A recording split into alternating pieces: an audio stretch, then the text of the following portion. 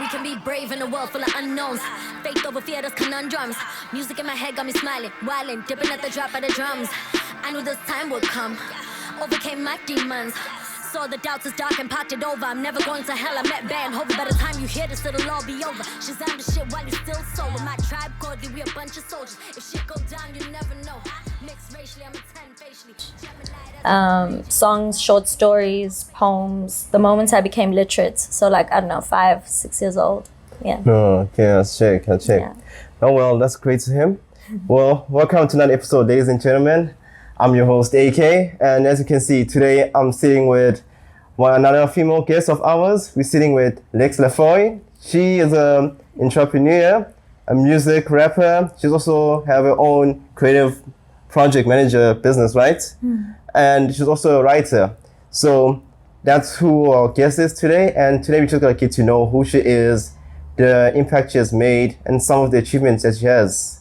Because like there's definitely a lot of things that I learned about her through her bio and her resume. Yeah. So that's who our guest is today. So Lex, just tell us like who you are to start off. Cool. So yeah, I'm Lex LaFoy. And as you said, I'm a rapper, writer, creative project manager, community development specialist, content creator and producer. I'm also a radio and podcast presenter and producer. I'm a mom. I'm a Business and Arts South Africa Cultural Producers Program graduate. I'm just a humanist and a lover of life and a creative, I guess. Yeah. No, check. And perhaps for those who do not know, like, what is a humanist? Okay, that's a dope question. So, you know, like there's a lot of people that are on this feminist movement, you know? Yes. So I'm definitely not a feminist. I believe as an African, we are more closely prone to balance than the one overpowering the other, whether it's male or female. I believe that as Africans, we've always had an understanding of a balance of powers between the masculine energy and the feminine energy. So a humanist is someone who's not a feminist, not someone in favor of men, a patriarchist, just someone who is for human beings, you know, and balance in the earth. Yeah. Oh, that's interesting to learn. And just to keep it simple, although you've just mentioned the different works that you have done for this episode, and probably we'll do like another episode like sometime in the future. But for this one, let's focus on you doing music. Because while I was reading your bio that you said to me, it states something about how you used to be a presenter for freestyles in 2004, and you started doing music in 2005 for something called VJ on MTV Base, right? Oh, MTV Base had the first VJ competition in 2005. Yes. And then I won the Durban leg. And then Sizwe Dlomo, who had lost the Durban leg, went to Joburg and won it there. There was a Cape Town guy, and then Sizwe won the very first VJ competition nationally. So yeah, that was in fact, that was my first time getting into national media, I think. Yeah, in 2005. No, okay. And what about music? Like, were you doing music before 2005 or? Well, or honest, like, how about this? Okay, when did you start with music? Okay, so as I said, I started writing music, poems, short stories when I was 5, 6 years old. But when I was in matric, that's like where I came out, you know, because before then, I had a group in school. We'd sing in assemblies and I'd write the music, and it was really light and it was fun, you know. But the first time I came out as an artist, it was 2004. I was in matric and I'd been kicked out of my mom's house for being too rebellious, and I was staying with my dad who was then in the South. And we went out to Berea Center one day, and I saw this poster that Durban Youth Radio that was then at Berea Center had a Friday hip hop show. So I made a plan to go sleep by my mom so I could go to this thing because there was no way my dad was gonna let me. And then I went with my lyric book and I recited, and then after that I got called by an independent label that was then managing Zulu Boy, and they wanted to work with me. So a week later, I got invited to the hip hop Ingaba sessions at Bat Center, and then that's how it kicked off, and then from there it just expanded. No, okay, I see. That's impressive to learn. And obviously, one of the things I also did was I was listening to your music. Yeah. And okay, just keep it simple. I used Spotify. Yeah. But also checked on SoundCloud. But now SoundCloud, they doesn't really show much dates.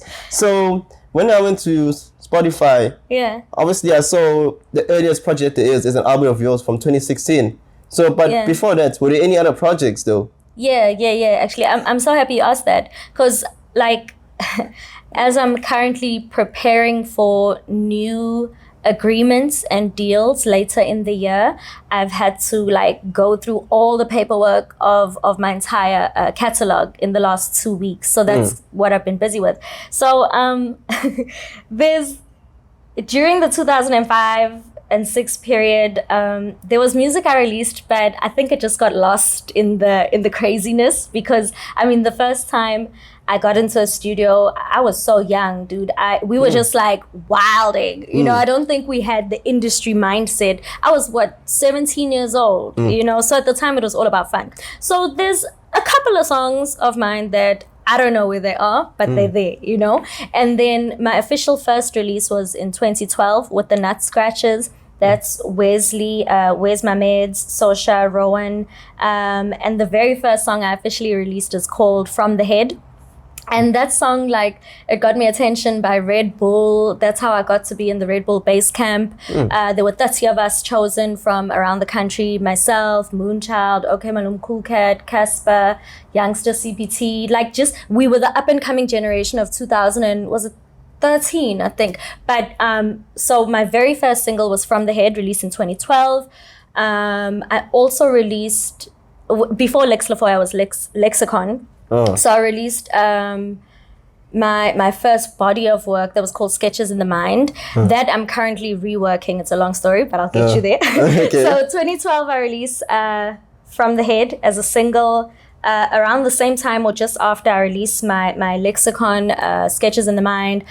2014, when I was on tour in Europe, I released the Purple Velvet pre-release mix. 2016, I released the Hlanganisa mixtape.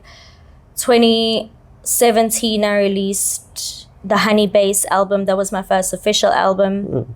2019, I released 22, the EP. 2021, I released New World Daughter. Yes. Last year, I released a single called Pretty Boys. Along the way, I've released so many features. And then now I'm currently working on the very first one. Like, okay, and it's called Lexikon 2.0. And basically 10 years ago, I created a body of work that never reached the surface because it was caught in contractual issues at the time. So now, some 10 years later, now that the music is free, like I can have it back, I'm working with the producers on that to re-release that. To officially release it, which is such a beautiful feeling for me, Dubs, because it's like coming full circle. And it's also, I want my listeners to really have a better understanding of the journey, you know, because if you miss out a certain part in my journey and my growth, I don't feel like you'll have a full understanding of who I am. I see. No, okay, I totally get you. Although, obviously, you said you started doing some music in 2005, but only for you to start releasing in 2012. 2012. Is there a reason as to why there's a long delay? Like you feel like it's just like a growth part or some struggles that you're facing there? Well, 2005 and halfway in 2005 and the next 2 years, I was doing my first and second year at university. So I had to focus on that.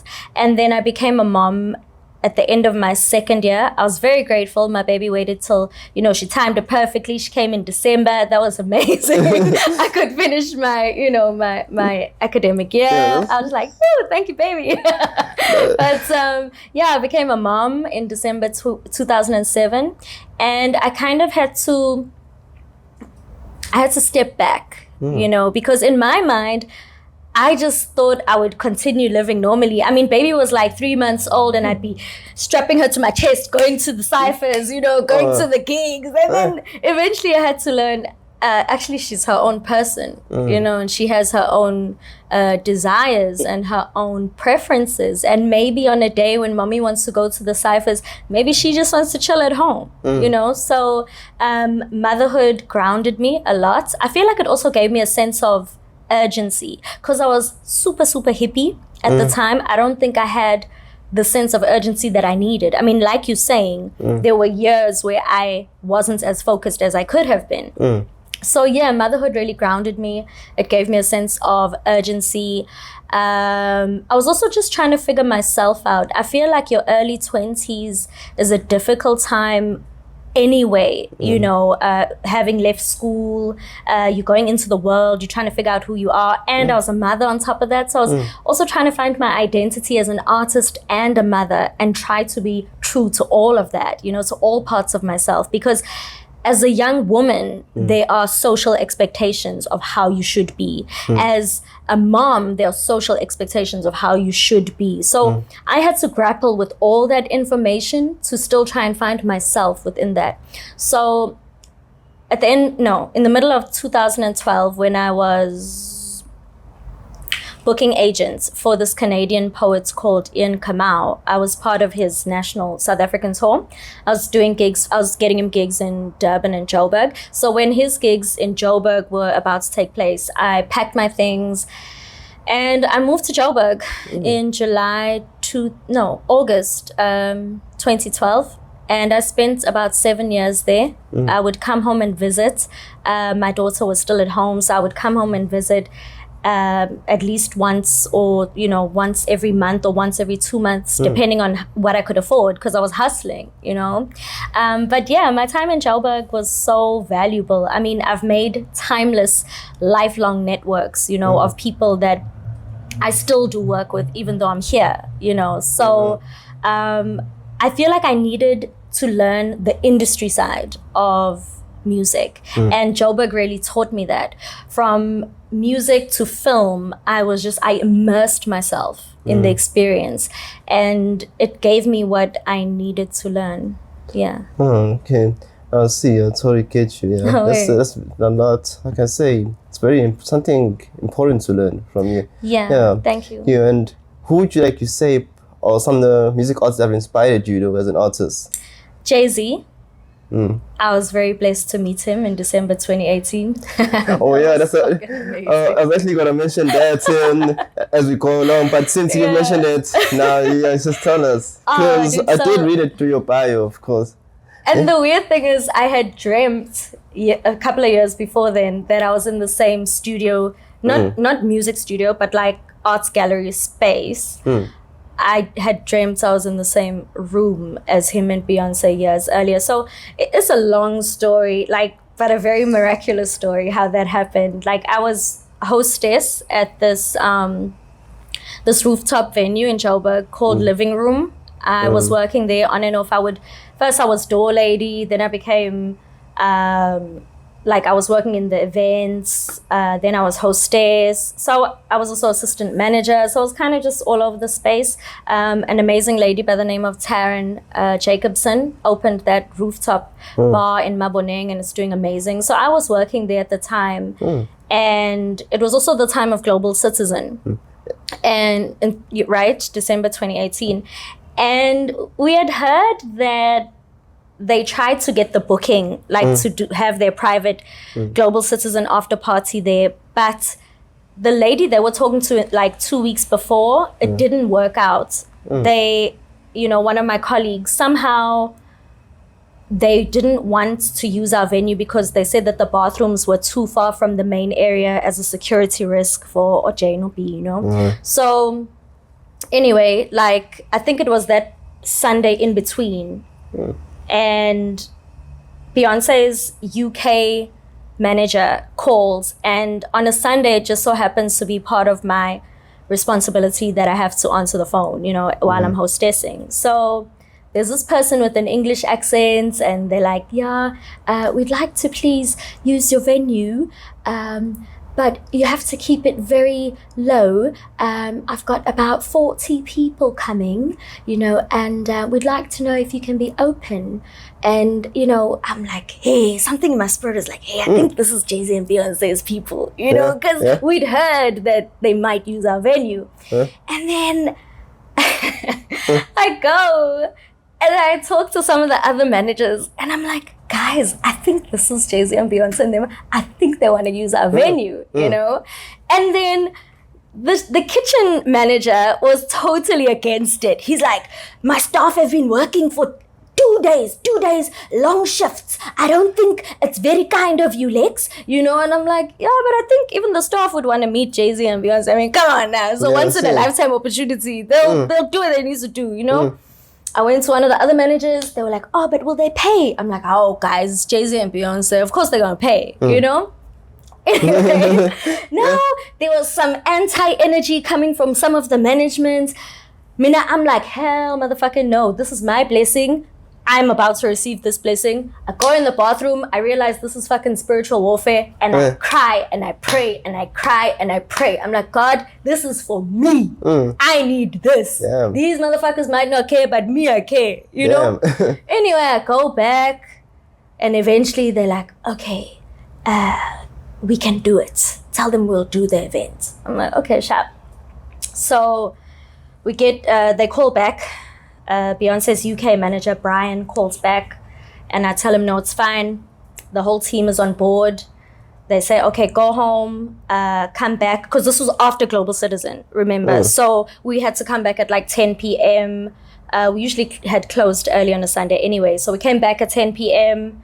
and Brian, the UK manager, was the first one there. And he was telling us, Beyonce likes white candles. Do you have any white candles? We're like, yeah, we have some white candles. So we had to put them there by the bar. Then we set up the DJ booth. I was also playing a bit of hip hop before their DJ came. Then the DJ that was playing for the nights was Dave Chappelle's DJ Drama. So he came in and then he took over the DJ booth from me. And then we also, in fact, while I was still playing, because DJ Drama came and then he was just like looking around and stuff. And then they basically said the rules of the events are like, don't play any of their music. It's like, okay, cool. Then DJ Drama took over. He was DJing. And there was so many celebs there. Pharrell and his wife were there. Beyonce's mom was there. There was so many people actually that were there. Dave Chappelle was there. So the most beautiful moment for me was because I'm the hostess, I have to welcome everyone, right? So it starts getting a bit fuller. The room is filling out. And then then there's this moment where I'm at the door because I have to welcome them. And then the lift comes up and then there's about 3-4 bodyguards, And then Beyonce walks first, then it's Jay-Z behind her. And she's wearing this beautiful 2-piece, like a yellow floral skirt and then an off-the-shoulder crop top, floral yellow. And I look at her because I have to greet her and she comes and I just say, you look amazing. And she goes, thank you so much. So do you. And I'm like, yeah, but no, I'm dead now. I'm dead. On the inside, like no, I kept it calm. I kept it calm. I mean, that's what I'm saying, like on the inside though. Like, I'm a professional. Professional. Yeah. So then Jigga comes afterwards and I'm like, hi. Because at that point, I mean, Jay-Z is my favorite rapper in the whole world. At that point, I'm like, I'm living a dream at that point, And then before they came up, I was talking to some of their personal security and that was dope. And then as they get in, the party hypes up more. Yeah. And Jigga kept on ordering shots and fries. So me and one of the other waiters, Travolta, I go to him like, hey Travolta, they like shots and fries, shots and fries. So every time they order a new round of he likes Don Julio. Maybe I shouldn't say that, but he likes tequila. And and they kept on ordering fries, I guess to balance the alcohol. But yeah, it was really dope. And then because I knew the next day was his birthday, I'm that huge of a fan. He was on the corner of the bar on his own for a moment, and I was about 5-7 feet from him. And then I decided that's my moment, you know. So I go up to him and I say, "Happy birthday for tomorrow." And he goes, "Oh, thank you. I'm like, oh wait, you know, that was my moment. And I literally felt like I was living a dream. So by the time the night went up, I felt like I'm also in this groove. I'm also in this party. I'm not even working here, you know. So I was blazing too. And of course, at the job place, you're allowed to be free there. So, you know, there wasn't no problem. I mean, I was taking shots too. I just felt like I was in the vibe. And then by the end of the night, I think everyone had left and cleared by about 3:30. And just to check, were there also like people like black coffee there? Or it's just like... No, I didn't see black coffee there. So it was a proper private one with like no cameras? No, we were not allowed any cameras. Yeah. So, I mean, Beyonce is so adorable. You know, it's a wooden floor, a wooden deck. So and in which the building party, is this again? Pardon? Which building is that? It's the living room in Maboneng in Joburg. I mean, she took off her shoes and she was like dancing with her mom there on the deck. That was beautiful. Like, and then at the end of the night, all of us managers got a bottle of Douce as like a thanks. You know, that was amazing. Yeah. I couldn't sleep. I mean, I went to my friend's apartments in the CBD at like 3:30, 4. I had a photo shoot the next day with Sabelo Mkabela, who's now the editor of Hype. So my photo shoot with Sabelo was like at 8 a.m. or something. And yeah, I could barely sleep. I was so excited and anxious.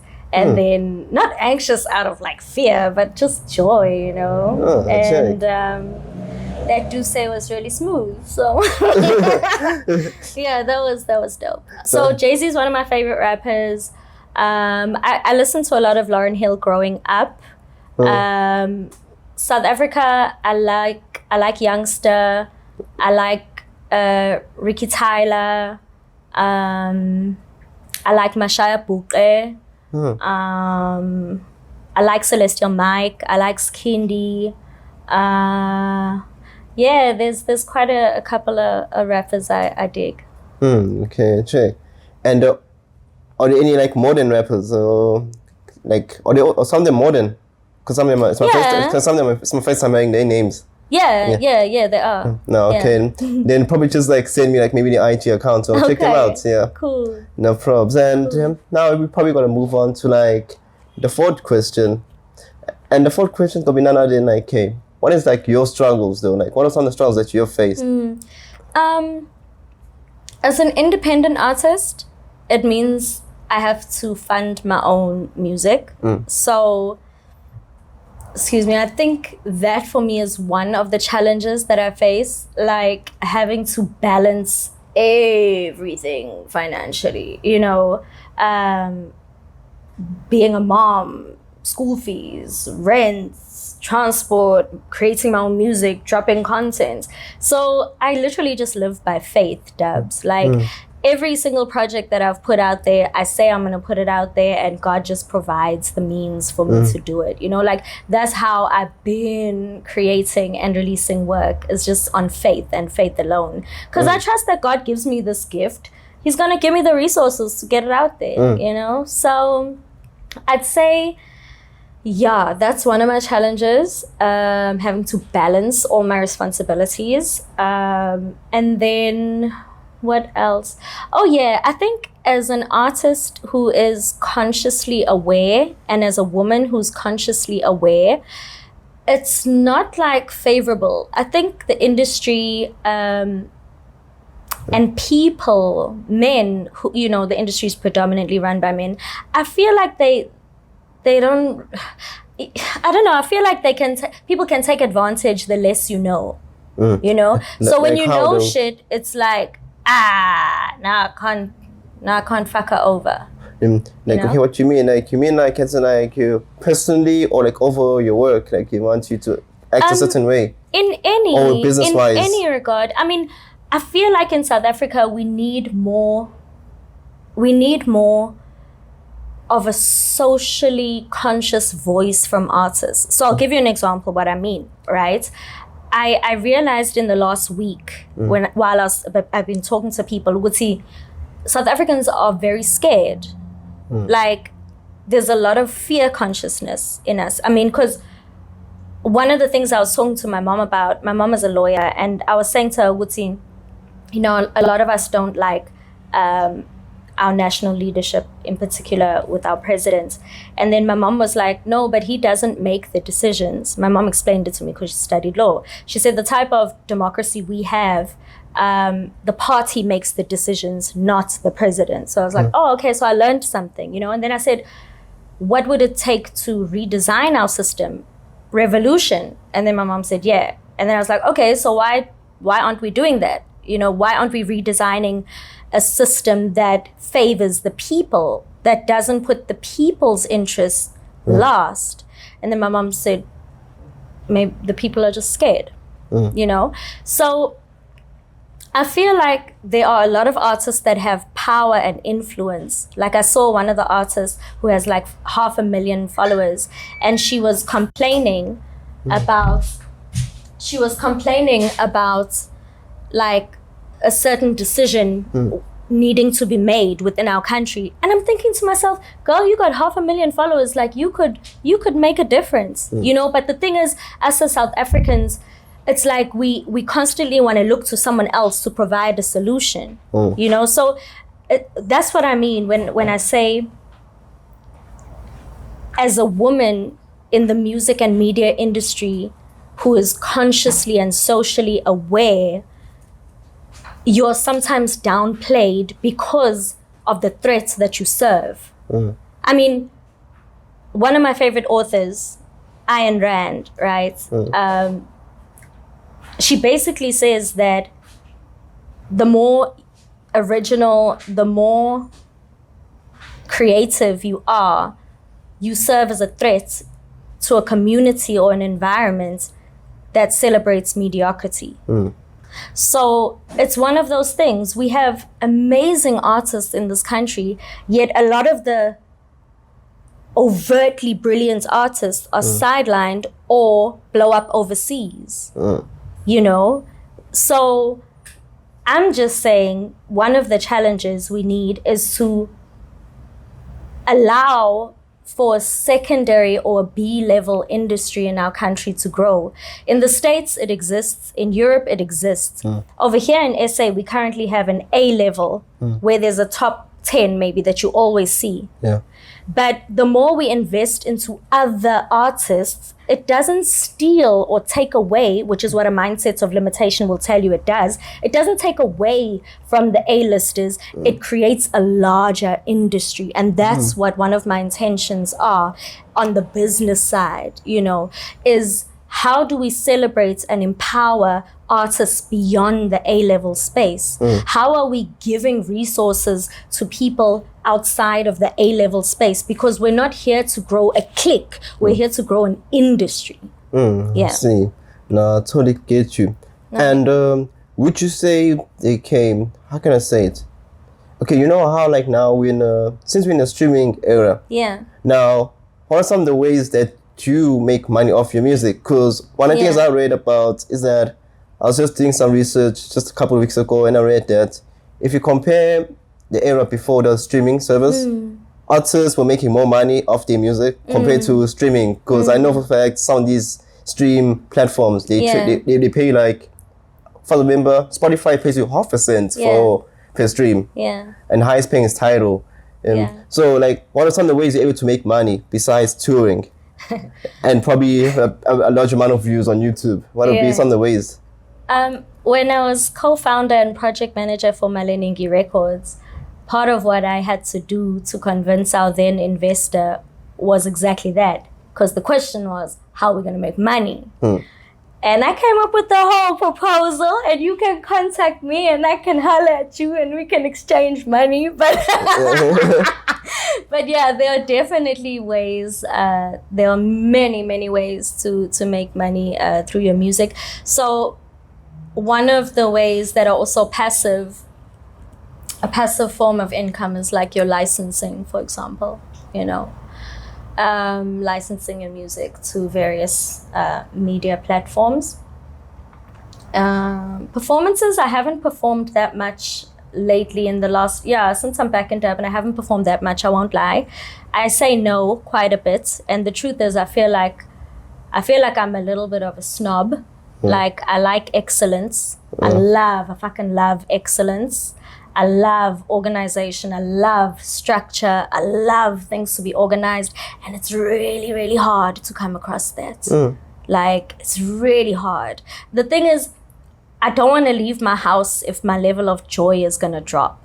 I see. You know, like, I'm in my house, working from home, manufacturing joy, because I believe our primary work as human beings is self-work. Like, I can't go out there and do things if I'm not okay as a human being, you know, as a human. So I just don't want to leave my house unless whatever the offer is going to add to me and not take away from it. So I haven't done as many performances as I'd like to. Some of the digital shows that I've done, like, I think the last, I also host my own, but I think one of my dopest last performances was the post digital concert in Joburg with Rambo from Blackjacks, the SAMA award-winning band Blackjacks.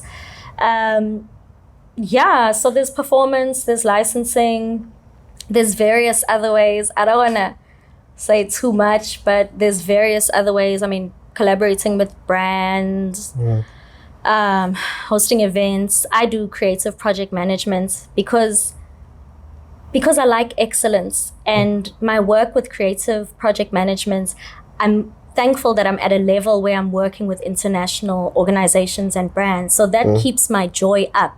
I don't want to say yes to anything that is going to compromise my joy.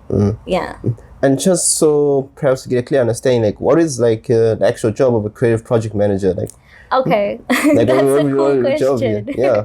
So within my social science degree at UKZN, I forced Denkani to do a module on project management. It wasn't even in my department, you know, but I knew that in life I'm going to need this thing, you know. I see. And so I did a module on project management. And most people who do project management, they use it for like engineering and shit. Like if you see most of the job offers for project managers, like they're either going to do engineering or like imports and exports, or, you know. But I decided I want to use my knowledge of how to manage projects in the creative field, because that's my passion, you know. So next week, for example, I've been given a job by British Council to host 5 Films for Freedom, which is an LGBTIQ plus themed international film screening. What else? I've done work with the Guta Institute, also creative project management. These are a lot of international spaces, because once you realize, especially Europe, they love investing into cultural, artistic music events. And one of the things we lack, I don't know, I won't say Joburg, I won't say Cape Town, I'll say my immediate space. One of the things I noticed we lack in Durban specifically is that element of events. Even when I held an event that Guta Institute sponsored last year, August, the Red Bull guy was like, call me when you do more of these, you know, like, because there was art, there was an art gallery, there was music, there was a crafts table, there was food stalls, you know. We don't have enough of that. I mean, going to Groove for me is extremely boring. I've been partying since 14 years old, dude. I've been clubbing since 14 years old. If I leave my house, I want something new and fresh and novel. I don't want to do the same shit every single weekend. Like, how am I going to grow as a human being, you know? So there's a lot of money that goes towards creative and cultural producing and events, especially in our country. And that's kind of where I tap in. Okay, no, totally get what you're saying. And perhaps for maybe like some guy or women out there who probably also want to learn how do you get the clients though when it comes to these international businesses as a creative project manager? Well, now that I'm a gatekeeper, I won't tell you. I waited a long motherfucking time. Yeah, dude, just do your research. The internet is out there. I did my research. And apply for things. Apply. There's opportunities every day. Ungasabi, apply. That's how I got in. Okay. So like when you just apply, you just mean like go to Google and LinkedIn. Oh. Yeah, dude, like research. See there, like whatever it is you're doing, I bet you there's funding out there for it. I bet you. But it's almost like the tendering process, ne? Like you just have to learn the paperwork.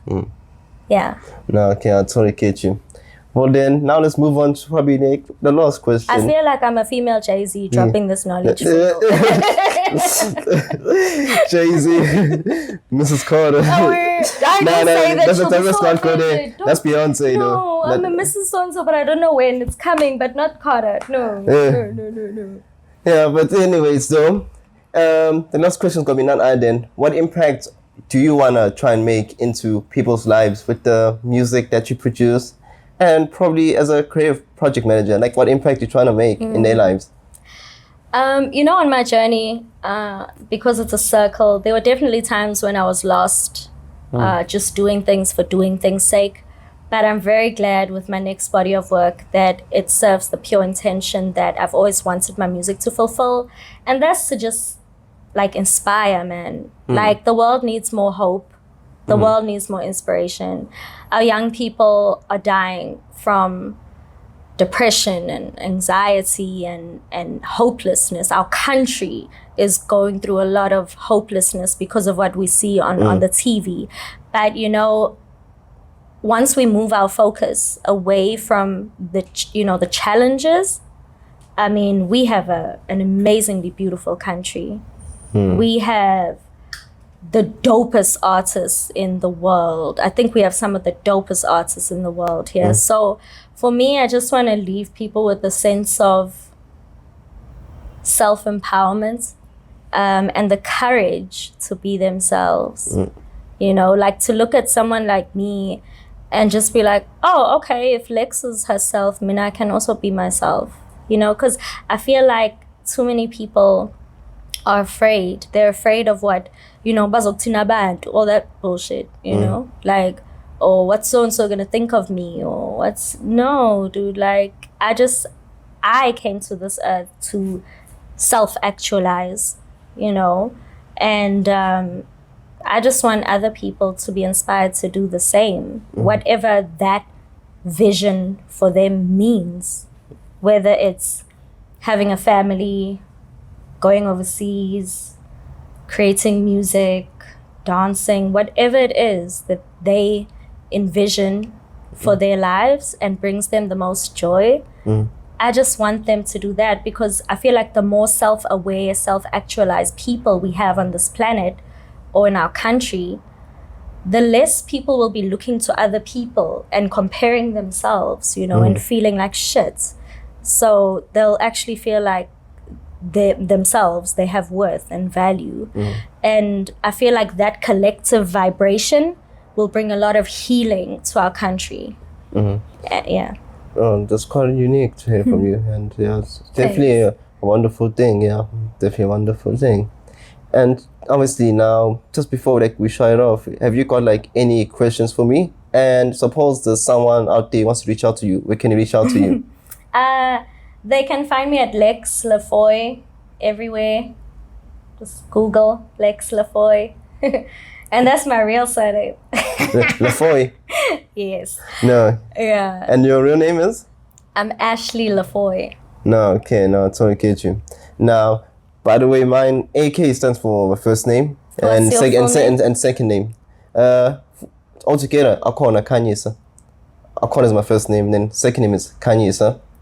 And then of course, Dubs, or just to show you how it's pronounced, it's actually pronounced Dubs. Dubs is actually a shortened form for my surname, Dubazan. Oh, okay. Yeah, so yeah, that's what my IG name stands for. Okay. Yeah. So yeah, but like any questions though you got? how do you plan to, or maybe you're already doing it. I feel like you're already doing it. I was going to say, how do you plan to improve your environment through your gifts and your skills? But I feel like you're already doing it.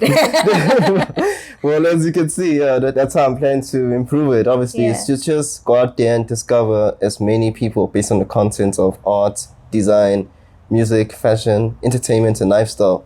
And obviously, you know, besides just interviewing them, but it's also for us to learn each other's struggle. Yeah. Because maybe there could be some music artists out there who might see this interview and be like, let me listen to her music, and they might want to collab with you.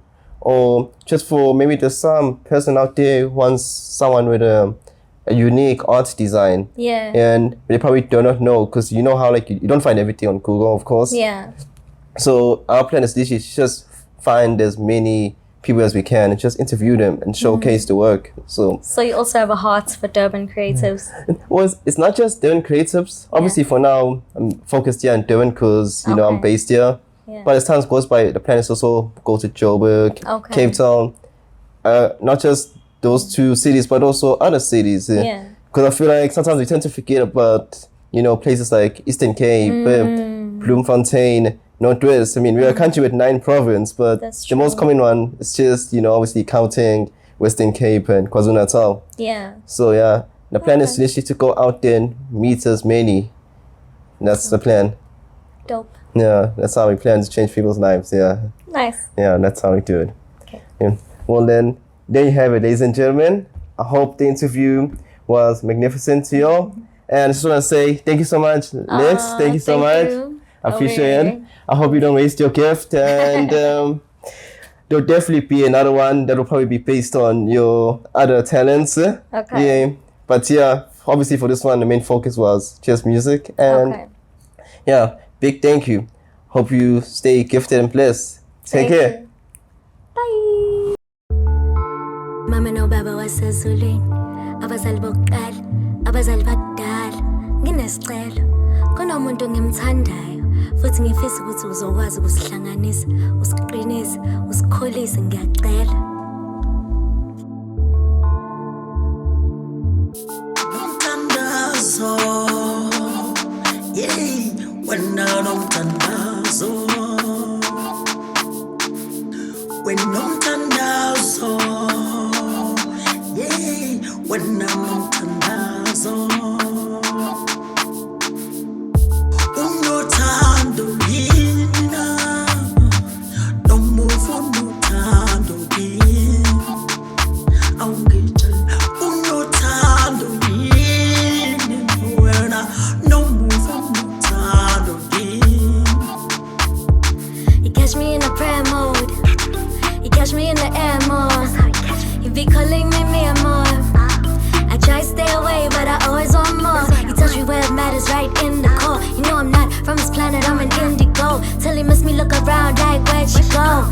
Tina time, I'll give you a private show. Tina to turn up, I'll spit to tongue. I like him the best, the rest is so-so. Lex, you a masterpiece, you so-so. They liking my energy, they so-so. You can send me money, you can send me gold. Precious and send me, you can send me stones. Bring me good kush, I crush you roll. Thank God you're like, cause I'm a lot, you know.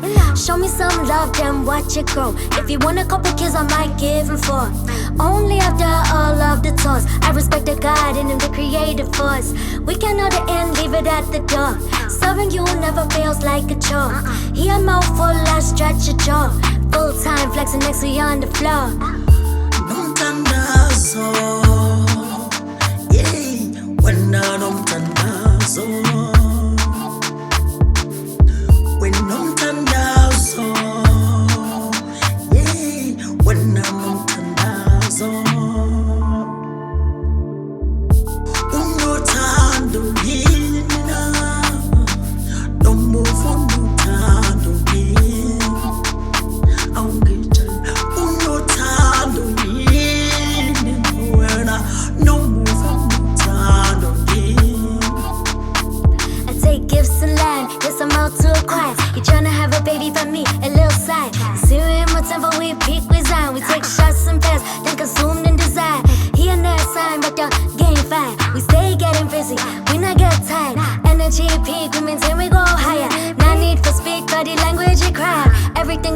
was a test and a tried. Now my faith full force, my lifestyle devout. When I'll take care, we never late with the call out. In the vortex, I pray we never fall out. Wamuhle lo muntu uthandwa inhliziyo yami. Wamuhle lo muntu uthandwa inhliziyo yami. Wamuhle uthandwa inhliziyo yami. Wamuhle uthandwa inhliziyo yami. Iphe yena baba uthandwa inhliziyo yami. Iphe yena baba uthandwa inhliziyo yami. Wamuhle uthandwa inhliziyo yami. Muhle ngaphandle nangaphakathi uthandwa inhliziyo yami. Muhle ngaphandle nangaphakathi uthandwa inhliziyo yami. Wamuhle uthandwa inhliziyo yami. Yeah.